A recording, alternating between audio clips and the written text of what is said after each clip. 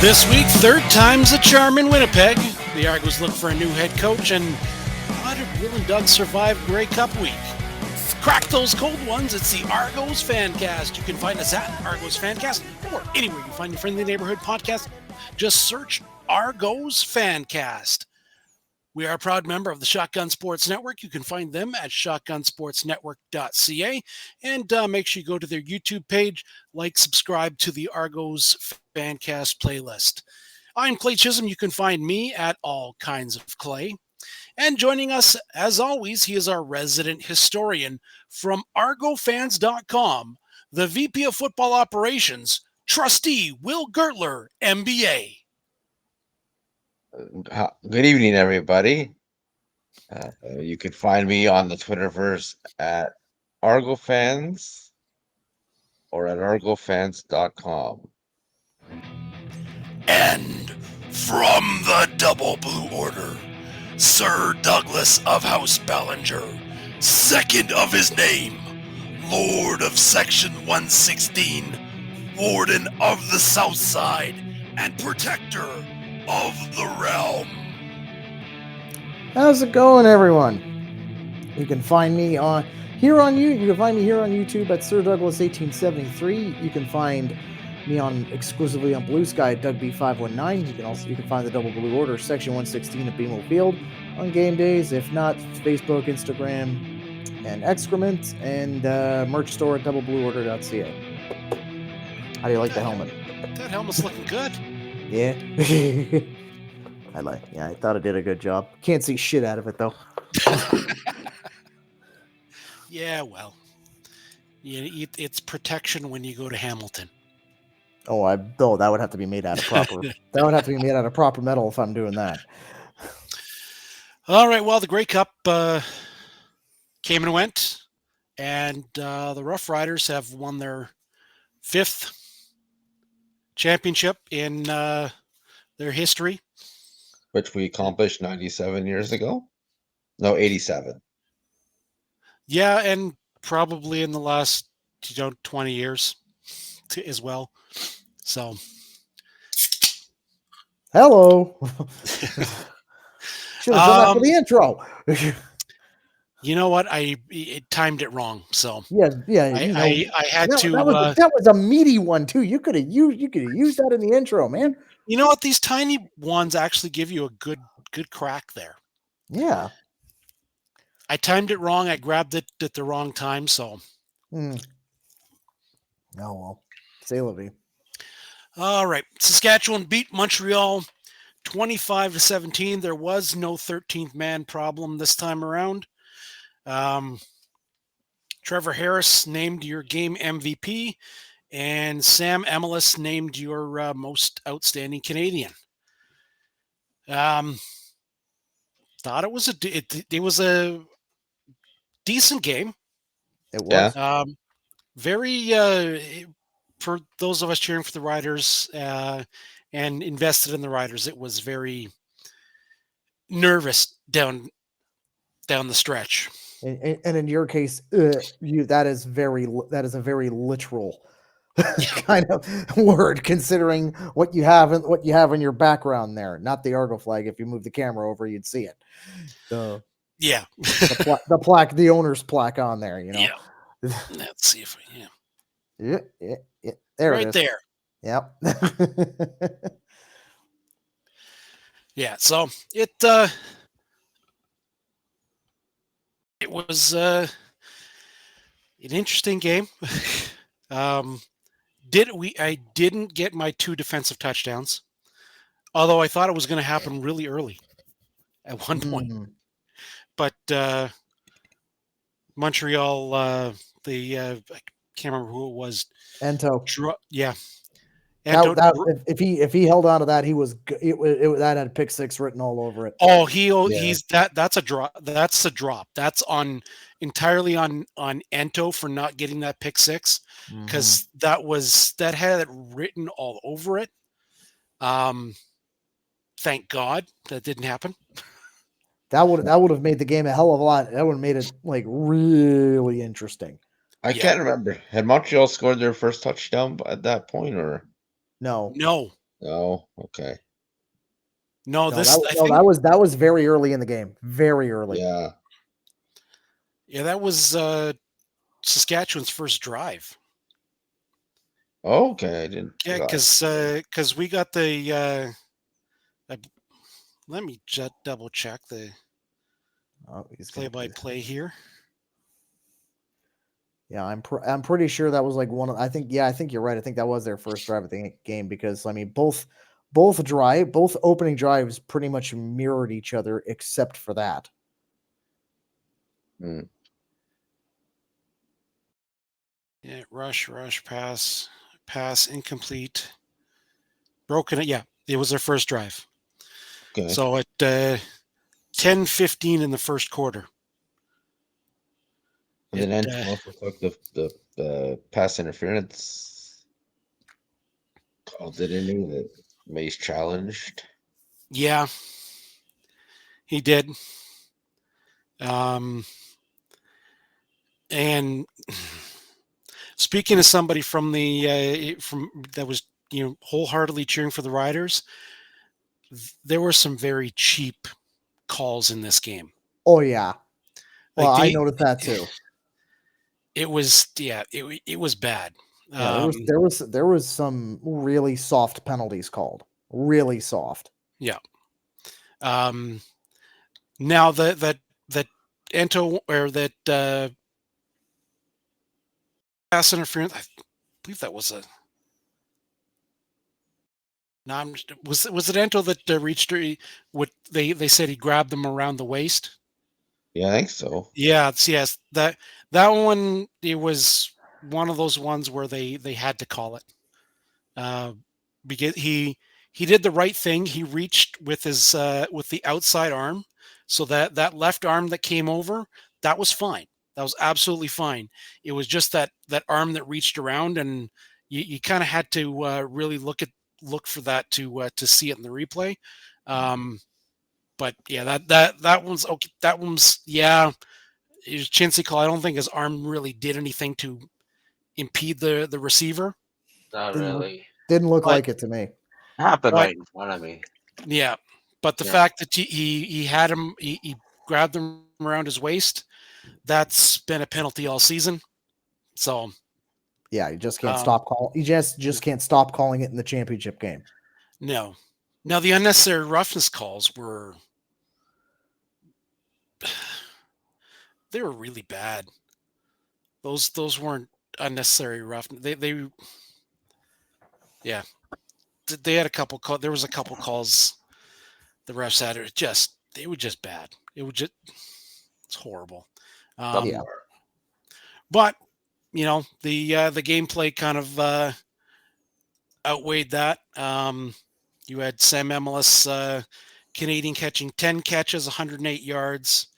AJ Willett nearly ran for 100 yards and 83 yards, 17 carries. At one point, Nick and I were discussing whether Tommy Stevens should be named the Grey Cup MVP.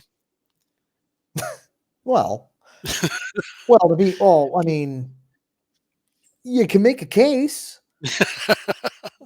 You could. 2 key touchdowns and 2 key first downs.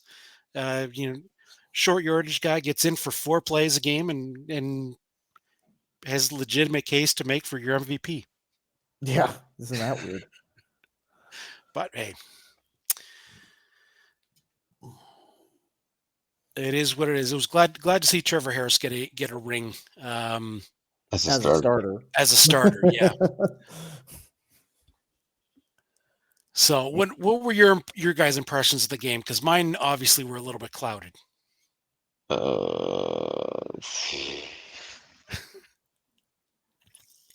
It's a fog? No, I mean, like, it's just whatever. You're sitting there not giving a shit who wins. You're not exactly like enamored. Yeah, and these were 2 teams that you're not you have No. negative feelings towards them. Yes. Hey, like, Small part of me's happy Davis Alexander finally lost the game because he was getting a bit obnoxious. But no, I mean, you know what? Saskatchewan got out to a big lead, and we're a fumble away from potentially blowing that lead. Yeah. And you got a question by the end. Really, is Davis Alexander going to be able to lead them back with that hamstring? Well, the answer to that was no. No. Yeah, especially when he couldn't fake it anymore, and it really pulled it. I was surprised that he was able to get in there and still throw the ball like he Yeah. was, because that looked like it. That almost looked like it something ripped. And the fact and I don't, Will, you probably didn't see this, but on the panel at halftime, um, they did make mention that Davis Alexander was having trouble putting weight for the throws Yes. on that hurt leg. Well, I mean, I didn't see it when uh, I didn't see that panel, but we definitely noticed that. Yeah.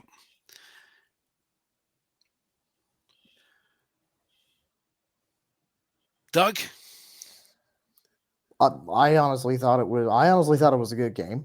It's gonna go. It's gonna go like some of the stuff that's in there. It's gonna go down in history.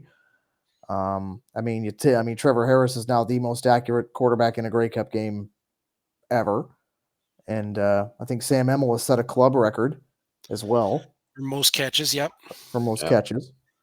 So needless to say, when it comes to Rough Rider folklore, those two are probably going to end up getting some recognition down the line for sure. Yeah. Well, Emelis is just in the infancy of his career, so he's making a big name for himself there. And Harris, like he said, he's somewhere between retirement and just hitting his prime. Yeah. Well, if you're Damon Allen, yeah, I think he's 39 years old. if he's going the Damon Allen route, he's at least got another 6 seasons. Yeah, at least. Just saying.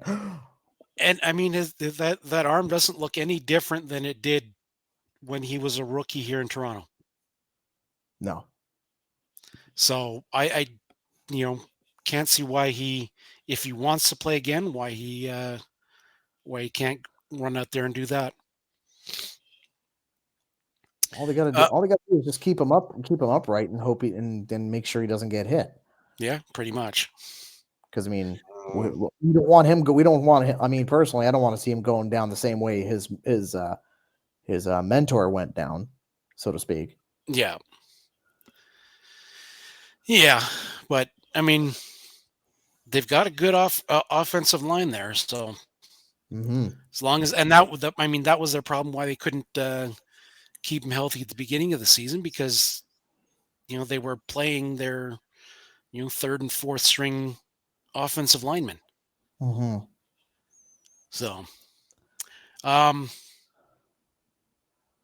we never talked about the halftime act when we were previewing it, but MGK was fine. Like that. They thought he was okay. 7.5 out of 10. I looked at it. I'm like, I'm probably going to forget who played this halftime show. Yeah, might, but it wasn't memorable. But I mean, it was still good. Yeah, like I didn't think you had a lot of people going out there just because it was who it was. They were deciding that it was going to be an absolute horrible halftime show no matter what. Because it wasn't flipped around. Because people. Well, I mean, MGK opens it. Our Lady Peace is Canadian halftime act. That's what some of the cloud minders want to see all the time. A Canadian halftime act. Yeah, and then when we did the Canadian halftime act in Toronto, nobody really wanted that either. So Well, no, because No. that's because I wanted Rush. I wanted Rush. yeah, I would have preferred Rush over Bieber, but But I mean, you get the best you can. You get the best you can, right? yeah, I mean, that's the way I look at it. It's like if you can get the best you can, and something to get eyes on your game, right? And that's what they did. yeah. Curtis, my 16-year-old son, told me that he fell asleep somewhere through that halftime show. So Just goes to show you how memorable it's going to be. yeah, if your target demographic is falling asleep, not exactly the best, to be honest, but no. Although I did almost jump out of my chair when he started singing "Semi Charm Kind of Life" at the Yes. beginning. yeah, I was kind of confused about that. I was like, He's huh? covered that. I looked it up. He covered that song. Oh, okay. Okay, that But explains it. yeah, hearing that, I'm like, what the hell? It's like they could have gotten one of the pub bands from the festival to do that. And some of them were pretty good. Yeah, well, okay. Now, do we want to just continue on talking about the festival here, guys, or do we need to talk about the news in Argoland first? Let's keep. I'm thinking of keep going with festival while we're still rolling along here. All right. Okay, so yeah, Doug, you flew out there on Thursday and then flew home Sunday morning. Did you even sleep? Yeah, I got about 2 hours. 2 hours in a bed, 2 hours in an airline seat, and then another 4 in my own bed when I got home. Not too bad. just enough to keep it going. And Will, you were out there on Wednesday? Yep. I don't remember most of it. You don't say. That's a good Grey Cup right there if you don't remember Yep. most of it. Yep. But CFO Fans Fight Cancer did raise 70,000 plus this year, so good job to Cam, good job to Joe, goodbye to Randy and the rest of the team, as usual, for putting on a great event. Yeah, wasn't I mean it was packed in there, but it wasn't like super shit show, you know? No, I mean, you can move around. At the very least. Yep. Didn't get anything I bid on, but Well, neither did I. Neither did I. There was some really sweet Northwest Territory polar bear gear that I had my eye on, so I thought I'd go in on that. And as soon as they announced the numbers, I'm like, "Don't son of!" It was like Homer when he said a million to 50 the odds, and he's just tearing up the tickets, and that was me. yeah. No, but I mean the festival is fine. I mean, I didn't hear too many horror stories about people not being able to get the tickets or the passes or whatever. Um, you know what? Winnipeg did some good job. Did a good job. Like, I mean, there was always an Uber available. The weather was a lot better than it could have been. But yeah, it's Winnipeg. Yeah, and it was decent weather, and I had a good time. I mean, I know a lot. I mean, a lot of people, including myself, were kind of shitting on them because of the lack of the 3-day passes, the lack of or rather the restricted supply of 3-day passes, the lack of a buy at the door option, the lack of single day stuff. But if you didn't have a pass, they made up like a nice little sort of heated patio area where you could go, you could drink, you could go. They had a band out there. Basically, they had it like kind of like the indoor experience, except all outside. And they had like Oh, they really? had like propane. Yeah, they had like propane heaters and stuff up, and had like a little section, and they had a Street Fighter in there. So I'm like, oh yeah, there we go. I was playing that. Who am I kidding? It was let's see, they had video games at the line, video games at Lions Den and Spirit were combined together. Okay. So they had like a pretty big space in there, but they also had video games in there too, and of course East Coast Kitchen Party is the East Coast Kitchen Party. Ryderville was just a psyop to get me to root for them, which for the record, yeah, they kind of did. Yeah, I'm not making any. Yeah, the psyop was successful. They got this hedge knight to root for them. What else? Stamps House was good. Stamps House was pretty good. East Social Hall, East Social Hall, still not bad. Still wish the Argos would have their own room, considering that they have the most cups. But I'm surprised. One thing I was surprised about was that if you take a look at the logo for the East Social Hall, you had Hamilton, Toronto, and Ottawa, but Montreal wasn't on there, and they didn't have a room this year. No, Montreal Yeah. had like an event separately somewhere. Oh, they had it outside, Yeah, like outside of the convention center area. yeah. Oh, But that explains nonetheless, it. that was only a one night thing, so I'm kind of surprised they didn't Yeah. just go in on the.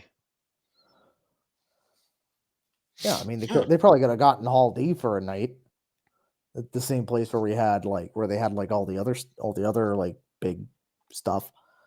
But I don't know. Anyway, what else? And then they had the family friendly stuff near where I was staying. I didn't know that they were going to put it there. It was like literally like across the street and maybe like a block up, and I was like in and amongst like the free great, pardon me, the Great Cup Street Festival. I'm like, oh, this is nice. Yeah, that was the only thing that was a bit weird. Is all those, they have all those displays and stuff, like the activation stuff. It was kind of, I didn't never knew where it was. It wasn't near the convention center. Well, they did have the QR codes around. I never scanned them this year Yeah. because last year was insulted by being called a Grey Cup rookie. That took that personally. But then I looked at this year's and it said rookie again. I'm like, okay, I see how this is gonna go. All right, never mind. Screw you. So they're gonna call me a rookie every year. At least you should do is carry over my points from year to year. Hmm. But whatever. But So I would say, well, Doug, what was your highlight of the festival besides the Fans Fight Cancer event? oh, Ryderville. And no word of a lie, it was like I thought it was like one of the more hopping rooms. For obvious reasons. Yeah. But I mean, when I was in there, I met Dan Clark, and I met Craig Reynolds, and I met the commissioner, and I came within an eyelash of meeting the prime minister. Hey, it's a pretty good. I'd say that's a pretty good haul. They made one hell of an impression on me. I'm not gonna lie. Well, yeah. What was your highlight that you can remember other than Fans Fight Cancer? I don't remember. How bombed were you, honestly? Bombed. But like, to what degree? It could be Like- eating dinner at the Mexican restaurant, which burned down the night after. Wait, what? Huh? Went to a Mexican place for dinner on Thursday. To wake up on the Friday to news that the place had caught fire overnight. Did you cause the fire? Well, one of the 20 of us. He doesn't remember. I don't remember, but one of the 20 of us who were there certainly did. I think I have an idea as to who it could have been. I have an idea. If it was one of you guys, I have an idea. That's actually kind of funny. Okay, So it wasn't our group. You literally shut down the restaurant. We did. Huh. But guess they didn't pay their protection money. Yeah, the Winnipeg mob. Oh, believe me, I think it exists. There are not as bad as it used to be, but there was a reason that there was the joke: you go to Winnipeg, you're going to get stabbed. There was a And gang problem there. but here's the thing: when I pretty much when I was there, I pretty much mostly walked. Never once did I feel unsafe. No, like It- it's not. I mean, you're okay. Gang problems in Canada not nearly as bad. And this is a guy, right? This is a guy who walked through Parkdale, half drunk, going to a Polish festival. I think like So just taking. I went back to my hotel by the airport just to freshen up on that Thursday before we went for dinner, and the traffic was really bad for whatever reason getting downtown. And I kind of said to the Uber driver, "Can I get out and walk?" He's like, "Well, sure, but I would wait another block um, till the area gets less sketchy." I think it's the area sort of. So the convention center was your hotel south of the convention center, Doug? no, it was west. It was actually Okay, on. It was actually on the U. It was actually the hostel at U Winnipeg. okay. I know So north of Main. I know north of Portage. Like if you go a couple blocks north of Portage, it starts getting bad. but at the same time, like I mean, we're talking about a sketchy area in Canada. You go to the Yeah, next block and it's not so bad.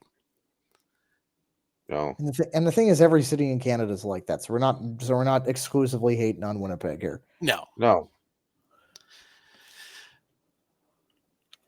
Hmm. Well,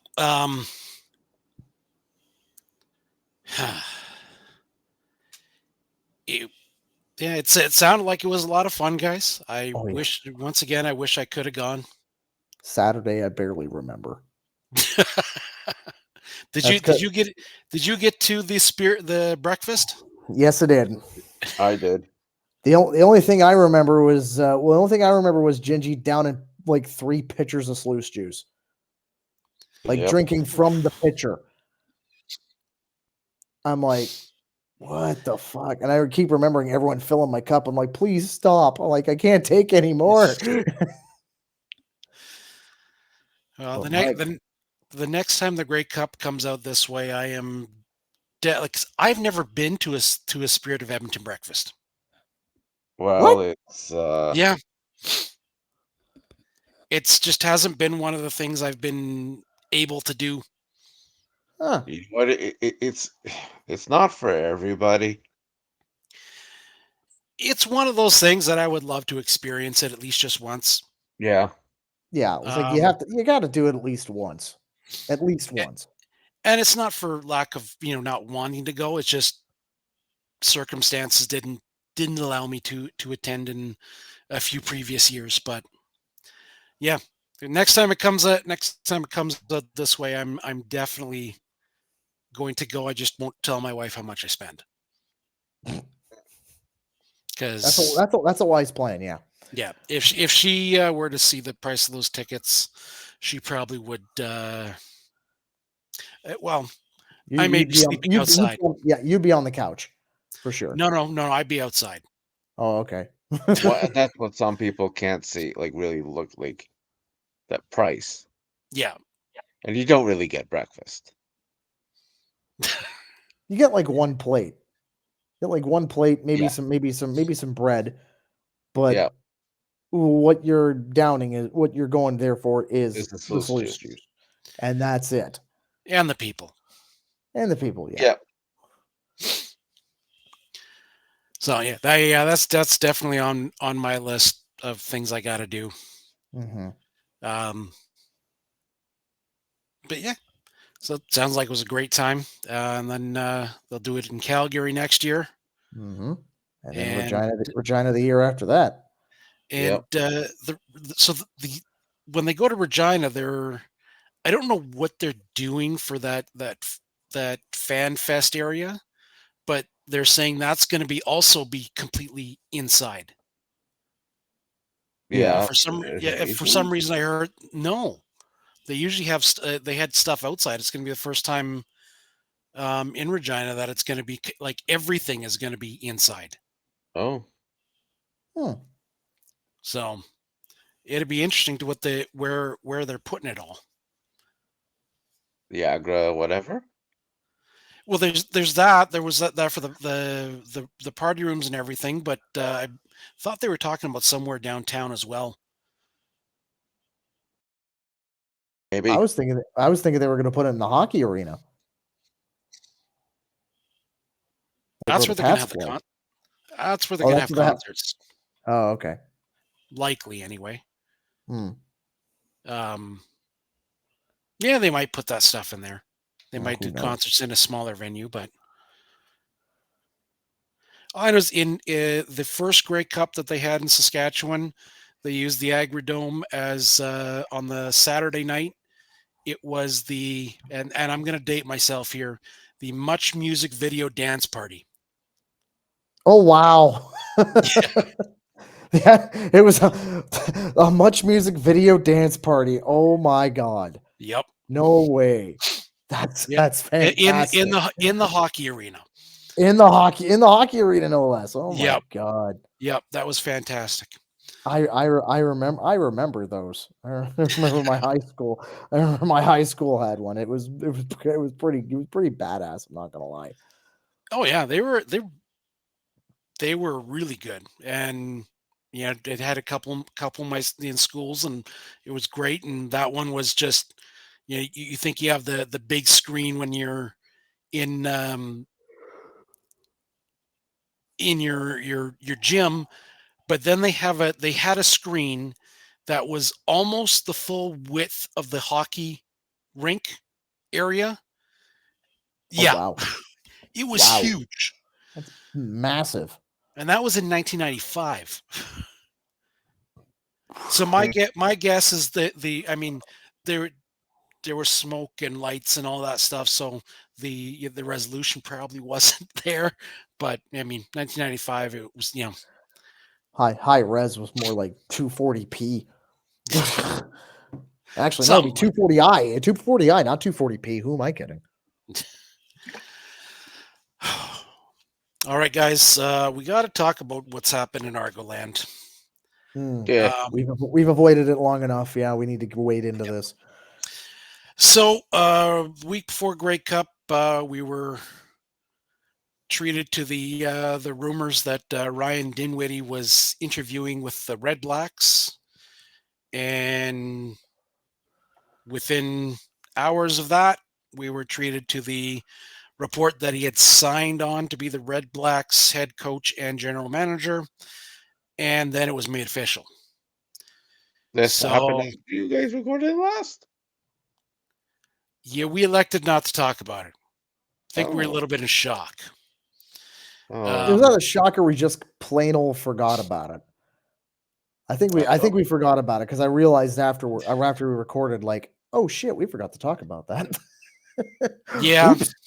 It was kind of one of those things. I'm like, okay, I don't really know what I was thinking about it yet at that point. So I'm like, okay, I'm kind of glad we forgot to talk about it. Yeah, because there was a lot of developments to that. Because there's a lot to unpack here. Apparently, he's going to have a lighter workload in Ottawa, according to one interview that he did, which a little shocking. But yeah, he's going there, so he's got player personnel control, and he went there, interviewed, and signed before he even came back to Toronto. So didn't even give Toronto necessarily a chance to match. No. And there were some reports that he wasn't happy with the work he was having to do. He wanted more control over the player personnel. Was at odds with the player personnel consultant of Mr. Murphy. Wanted him fired. Yep. He pretty much what do you, I think I could see I could see how this went. Ryan goes into Pinner's office, says it's either Murph or me, and they pretty much let Ryan go.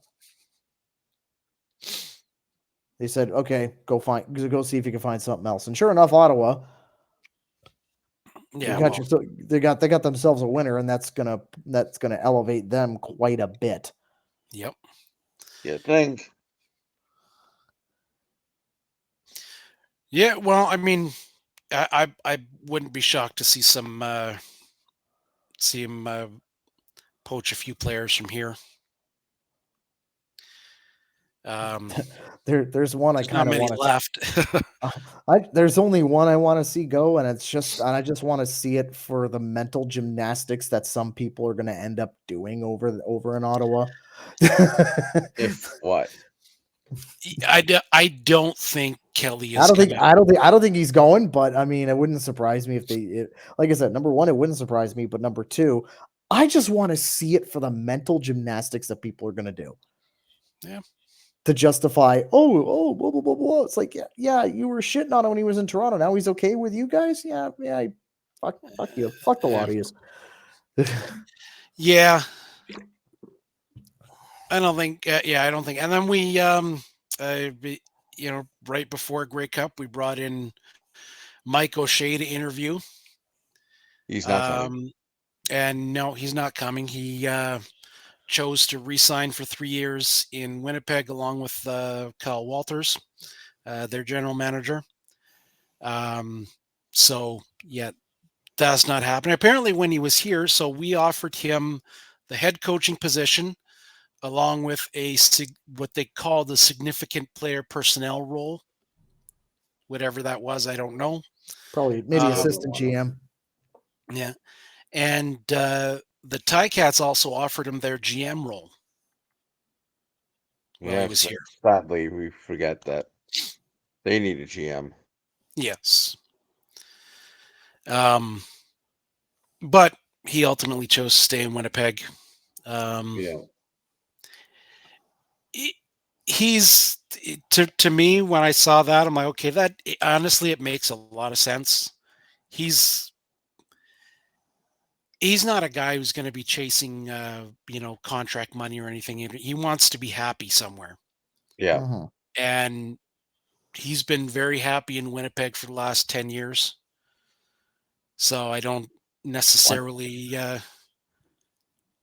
see why he should leave a situation that he really likes and really knows. I don't blame him. I don't want to blame him. I don't blame him at all. No. I mean, I don't know why you would want to leave Winnipeg to come to an episode of the Argos and the Restless. You can't call them the Young and the Argos because we ain't fucking young. No. So now the rumor mill out there is churning as to who the Argos are going to target.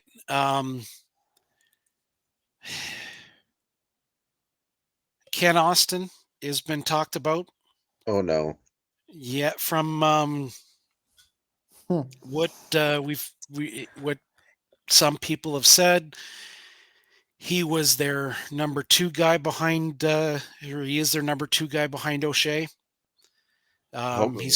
He's currently the quarterbacks coach and offensive assistant for Auburn, the University of Auburn. who got beat by Kentucky and sacked their coach the next morning, sacked their head coach the next morning. Yeah. Do I want Ken Austin here? No. Based off, dude, you lost to a trash SEC side. And you yourselves were poised to be like a mid SEC side. Sorry, no. You're not good enough to come back up here. Stay the fuck down there, please.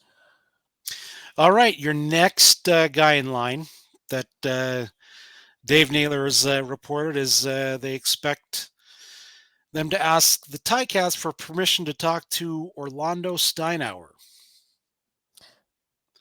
who is currently their president. president of football operations. I don't like. I thought they were allowed to take. They weren't like this is a demotion technically. Well, I mean, if they ask permission and they're given Yeah, permission, I think it works. yeah, but yeah, I'm not necessarily sure that that's the guy you want either. I don't. My question is, why would he do it? Why would you demote yourself? Why would you demote yourself to go back to being a head coach? Yeah. That doesn't make It, any sense at all. there's been lots of people I've heard who've actually said he does want to coach again, but is that the right fit for him? Is it the right fit for us? Oh, I don't know. Because he's been out of the coaching game for a couple of years now, a few years anyway. So, Yeah. and then our other candidates, we've got internal candidates, quarterbacks coach Mike Miller, and who else did we have? Noel Torp. Yeah, Noel Tharp from Montreal. Their defensive coordinator. He did not have a great showing his first attempt as a head coach. Did he have a job as a? I believe he was. I thought he was had a job as a head coach for a couple minutes. Noel Thorpe? Yeah.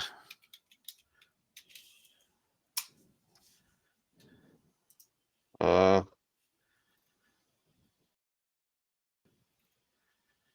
don't know. No, I guess not. No. No, I'm wrong. He was an assistant head coach. That's as high as he went when he was his second go around with the Montreal Alouettes in 2014, 2017. He was the assistant head coach. 2009, 2010, he was also the assistant for the Edmonton Name Redacteds. Yeah. I'm not putting anything in the swear jar. I don't have any money left after the weekend.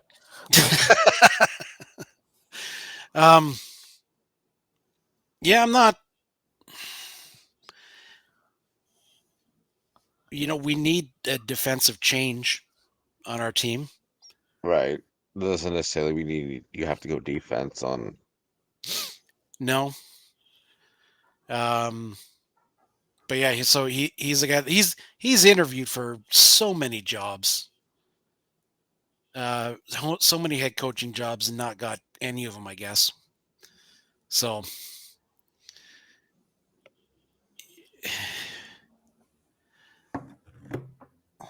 yeah, and then the other one that I heard or put out there once was Saskatchewan's OC Mark Mueller. Just keep Chris Jones the fuck away from here. Yes, I agree. Isn't he still being paid elk money right now? Oh, probably. Basically, yeah. Keep Chris Jones the hell away from this team because I know when he comes, he'll have coach, GM, vice president, or de facto vice president. Sorry, changeover foreman at Coca-Cola Coliseum.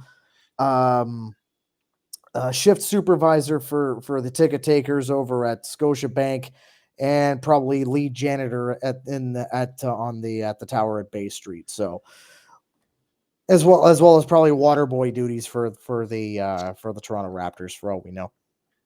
So yeah, and if you were to believe some naysayers for the about the Toronto situation and their not willingness to staff the front office properly, that should be the guy that they want.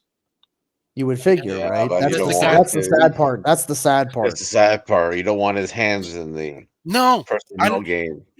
I don't. Yeah. I think that's that's probably his biggest fault. He got power hungry and forgot that he's actually a good coach.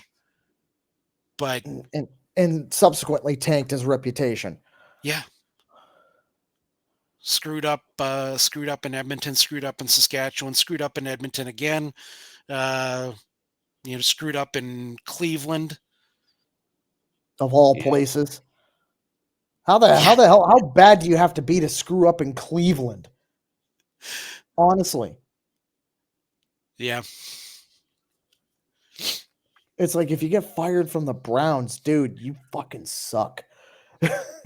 You were not going to get a professional job anywhere on the continent. Yeah.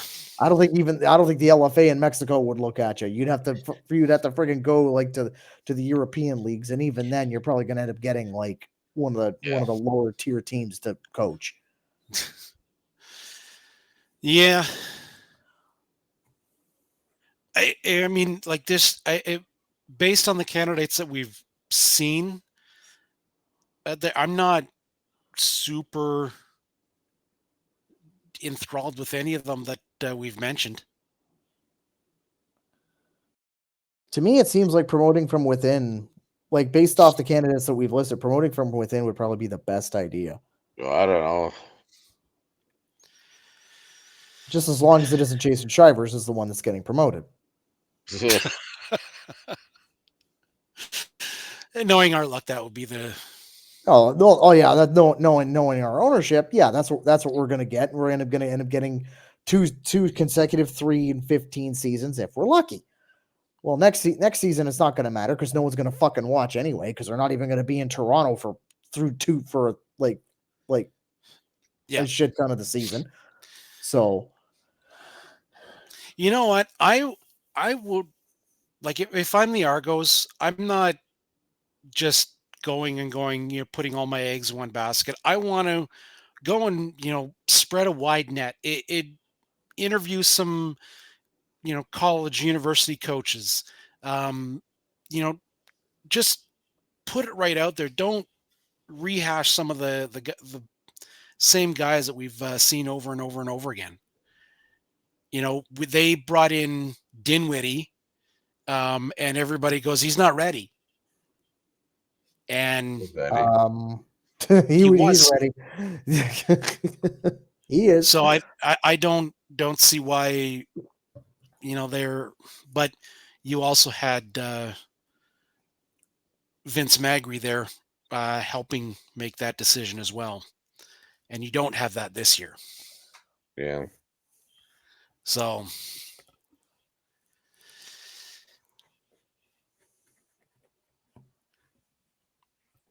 yeah. If we're thinking an off the board selection, I would say look at Michael Fultz from Laurier. If we're thinking off the board here. Yeah.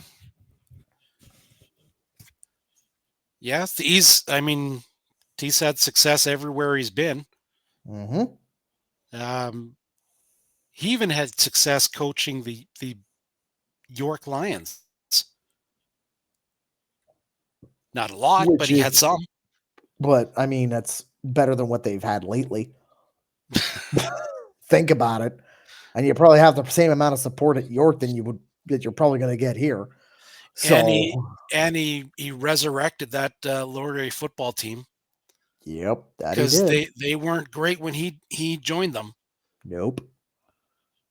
He's resurrected that program big time. I mean, the fact that you end up like stuffing Western in a locker, that's amazing. Yeah. I think it's stuffed in a locker by Queens, seemingly. Well, they nearly came back though. Yeah. They nearly came back in the second half in that game. I think they just ran out of time. Yeah. That might not be a bad option. Yeah, if they're looking off the board, that would be the first person I'd look at. Yeah. Yeah. Because the board. At that, and then I would honestly I would say, okay, well, you come in and you coach, but you decide who's staying and who's going.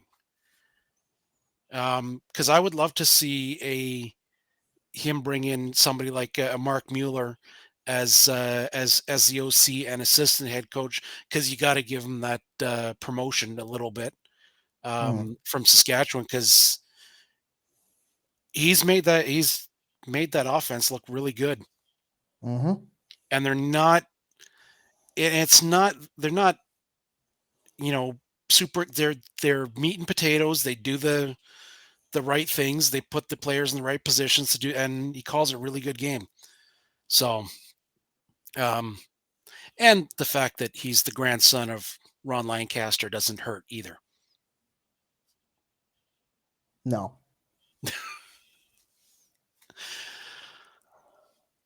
Well, we got no picks to do. We've got no fantasy. Nope. Um, Fantasy is changing next year, apparently. yes, and now, okay, now that we remember the state of the State league. of the league.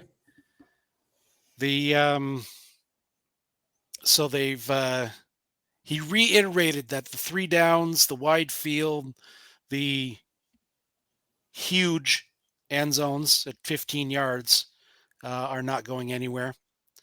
And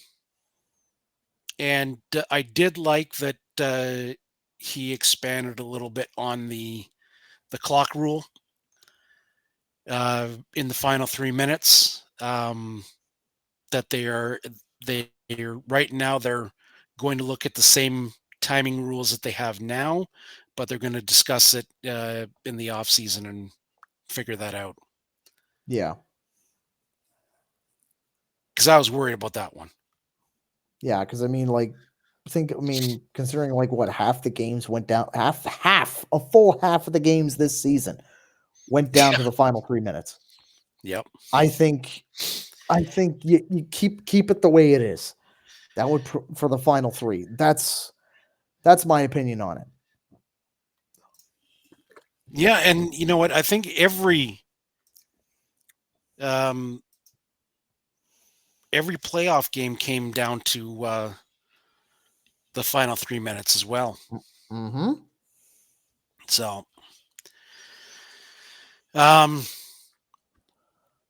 he did mention that the CFL is going to get an app, new websites, and full web presence full presence redo and revamp. Hopefully, Genius Sports gets told to fuck off, because they made a royal hash of it from pretty much from day one. So it's like, yeah, toodaloo, Junior.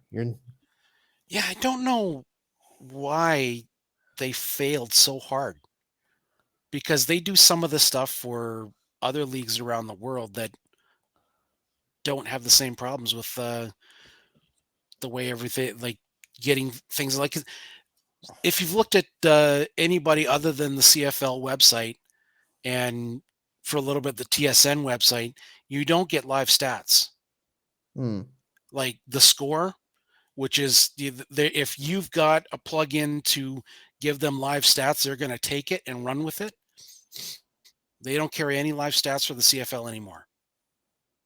After that 2 years they dealt with Genius Sports, they cut it all out. Yeah, because their API just is absolute garbage for Yeah, it's CFL trash. football. Like, but they've done this for soccer leagues in other parts of the world and have no issues. It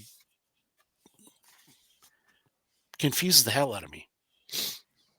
I don't know what to say. But like Will said, they're talking about full-on fantasy football. So Full season, and I think with probably looking for, like, I'm thinking they're like they were looking at like doing full drafts and stuff like that too, like proper fantasy stuff. Yep. And schedule release date is going to be December the 9th. Yes. Yep. I know we waited All right. till like February last year, so this is welcome news. Yeah. Considering I can plan my whole year out when I'm scheduling my vacations. Yeah. So, Even though I know 2 weeks is going to be one is going to be in the summer, and then the other is going to be for the Grey Cup, but then I still have like I think one extra day I can play around with, so I can just move that around wherever. So interesting stuff. Yeah. Ratings were up on the Grey Cup this year, up 12%. Amazing what you can do when you put it on CTV. Yeah. Except they nearly fumbled that. Oh yeah, I know. I think they had to replace the hamster in their transmission truck like at least a dozen times. Yeah, it was strange. The 4K feed only blipped twice. Yeah, the But CFL the Plus regular feed. but the CFL regular Plus feed, feed flipped a few times. yeah. See what else is going on. Not much. Saskatchewan had the parade today. Yep. They had their parade today, and there was quite the crowd over at the intersection of Albert and Victoria when they won it. Yep. Because I mean, right around there was they used to have the riders' offices right there too. Oh, I didn't know that. Yeah, when in their last couple of years in in Taylor Field, they when they renovated, they basically got rid of some of the offices there to make a better locker room and bigger store, and few other things that they did to elevate the game experience for people. So they had to move a bunch of their offices Okay. out of Taylor Field, even though they all had offices and desks there anyway, because they would. Every time I had gone to the Taylor Field store, without fail, you had at least one player or one coach or one person from the front office coming through the employee only door in the store looking for stuff for them and their families. So every single time. So not all the offices were out of there, but I think their business operations were moved out. But I think they're all back at New Mosaic Stadium now. So because they've got a shit ton more room. Yeah, they got like it looks like they have the offices all there as well. So The only issue I took with the Saskatchewan Roughriders celebrations was the one they did yesterday at the stadium, where they were on that balcony over the Rider store, and you look down and you saw maybe 150 people. It wasn't great optics to do that, but that's also kind of what happens when you do it the morning after Grey Cup. You still have people who are not home yet. People aren't home. People are still drunk from the celebration, so they're hungover as hell. It's like at least Toronto had the sense when we wanted to have it on the Tuesday to wait for everyone to get home first, and then we had they did like 1,000 people there. Yeah, they did the parade today, which is normally what they would do, and then they normally hold the rally afterwards. But this year they elected to do another rally at the stadium, which was the optics, like I said, weren't great. Especially I'd been in some of those in '89. We went to Taylor Field for a fan rally on the Tuesday, and you were looking at about 13,000 people there. But that was also 1989. Things were slightly different then, but yeah, the parade looked decent today. Well, that's good. As it should. Yep. And Mark Carney was at the Grey Cup. Yep, he was. I was shocked that he was out at the parties too. Yeah, 'Cause he apparently was. he made an appearance in every party room. Yeah, Yep. he was absolutely mauled at Riderville. Absolutely mauled. I saw a picture. Somebody put a Rider hat on him. And he after James Duffy pressured him in the pregame, he did pick the Riders to win. Well, his predecessor picked the Owls, so Yep. Now he's going to fan the flames of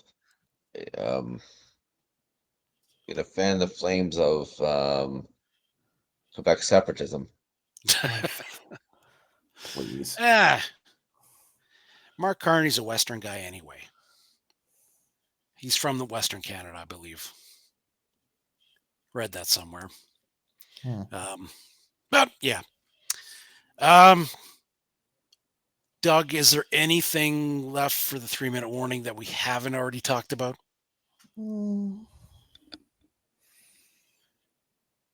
Somehow I don't think so, because there really isn't a whole heaping pile of a lot to do. Yeah, well, I guess that does it. Outside of maybe going through everybody's like Twitter feed to see how they were celebrating, and I mean, there wasn't a lot. Yeah, that may require a little bit longer than we want to go. Yeah. So that'll do it for the Argos fan cast for the Grey Cup recap.